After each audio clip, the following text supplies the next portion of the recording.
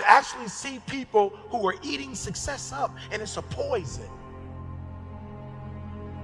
I see people successful, and when they get on the gram, they ain't said nothing about God and how God elevated them. I'm like, yep, you won't be here long. Yep, you building your own little kingdom. That's about to come down quick. Are you hearing what I'm telling you? Oh yeah, this is about you. You about self. You about to run out of fuel. You can't possibly go 30, 40 years on self. Self wasn't designed to go 30 years. For the wages of sin is death. That self always ends in death. We didn't start with prayer because we're unique and special. We didn't start praising God because we're unique and special. We did that because we know God's sitting up high, and God is like, listen to me very closely, son.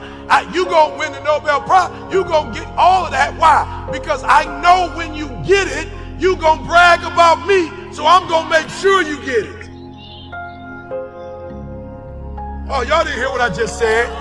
I don't know who made the decision for the New York Times bestseller. I don't know who in LA decided that. USA did. I don't know who made that decision, but I know whoever made the decision the night before, just like his wife told him, whatever you do, don't touch Jesus.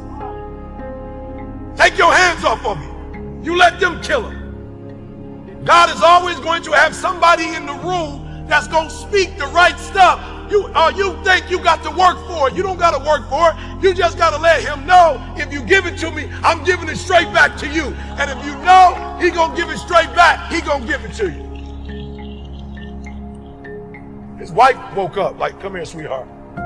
You done lost your mind. You done let Caesar convince you to kill this man. I promise you, if you kill this man, that blood going to be on us. Not in the church. It wasn't no church. Wasn't nobody listening to no gospel music. He was going through his regular day, and God and his angels spoke specifically to his wife. She said, you're a grown man. I can't tell you what to do, but if it was me, I'll tell you what the angels told me. I'm telling you right now, I don't know who at the New York Times, but God got in somebody's ear. We're number 9. So what does that mean? Somebody hit 1, somebody hit 2, somebody hit 3, somebody hit 4, somebody hit 5. We weren't on the list. And somebody was like, oh, have you considered Eric Thomas? Have you considered? I've seen this list that you have here. Seems like it's missing. Y'all going fast. Y'all getting the 10. Hold up. Y'all about to get the 10 real quick. There's a name missing. What's the name? Well, God told me last night that we should consider Eric Thomas. The hip-hop preacher. The what? The hippity-hop. If we put the hippity-hop on the list, he needs to be on the list. Are you hearing what I'm trying to tell y'all? Like, we got to the lowest number you can get and still, come on, y'all. Come on, 120? Come on, 120? So we're going to focus on one thing that we've already gone through, that we can help other people out, and we're going to give it all our energy. Y'all see where I'm going?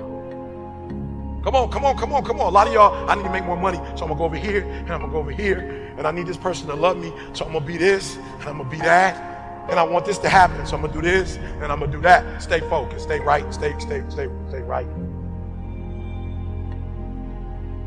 I wanna make a lot of money, so I'm gonna stay right here. I wanna make a lot of money, so I'm gonna stay right here in my gift. I want my spouse to love me, so I'm gonna be predictable. I'm gonna stay right here. Come on, y'all. So Didi was like, you know, Eric is a very high flight attendant, so he's very emotional. I'm not. But Didi was like, yo, I found myself when he fussing and cussing, and I don't literally cuss, but fussing. She was like, I found myself fussing too, and cussing. And she's like, yo, I had to stop because that's not even who I am. So Didi was like, there's no way God is going to be able to bless our marriage and rid it of arguing if I join in with something that is not even my gift. That's his gift, to get loud and being passionate. I don't even do that. So watch this, y'all. My wife got laser focused and stopped fussing and cussing and arguing. She got laser focused. She prayed, and God gave her the answer. So every time I'm like, nah. She's like, oh, start recording. Like, oh, no, keep going. I'm about to put this online. Oh, no, they need to see this airtight right here. We're going to put this up on the next podcast. Oh, I promise you, every time she hit that record point, I'm like, oh, shorty. What's up? Because I know D ain't going to have no problems with the marriage, but like, cue that up, Isaiah, right there. Eric acting a fool, but cue that one up. She switched it down and stopped coming over to me fussing. But she don't even fuss, and she said, we're going to stay right here, and I'm going to pray, and we're just going to push record. And if you want me to get 30 seconds of it, I can get 30. You want to keep going and get a minute, we can go a minute. We can do as long as you want to do.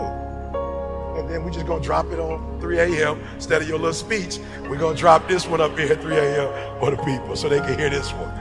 I promise y'all, that's the whole, when she was fussing with me, I was going, when the recorder, blah.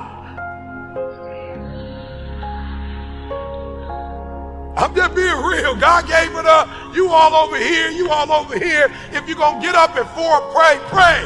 If you're going to get up at 6, pray, pray. If you're going to get in your word, get in your word. It doesn't matter what everybody else is doing. Stay predictable. Stay consistent. And then God going to open up doors.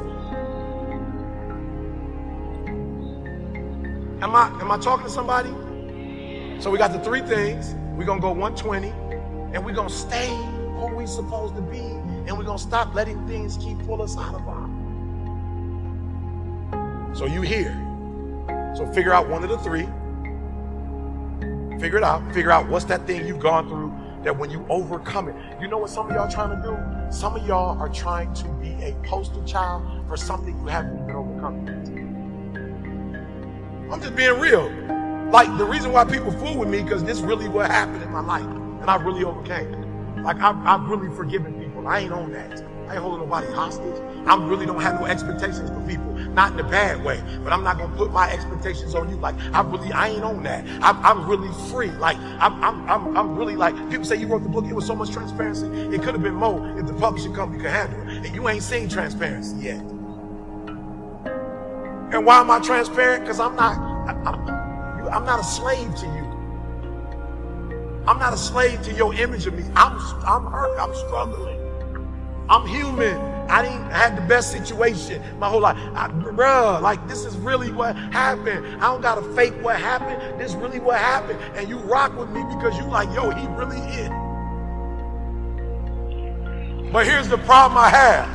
While you look up to the God in me, you're not mimicking the God in me. You're mimicking the God of this world.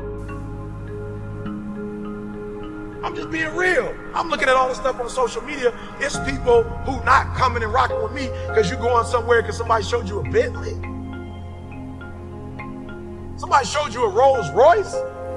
Am I saying there's anything wrong with it? Absolutely not. But if you think that's going to save your marriage,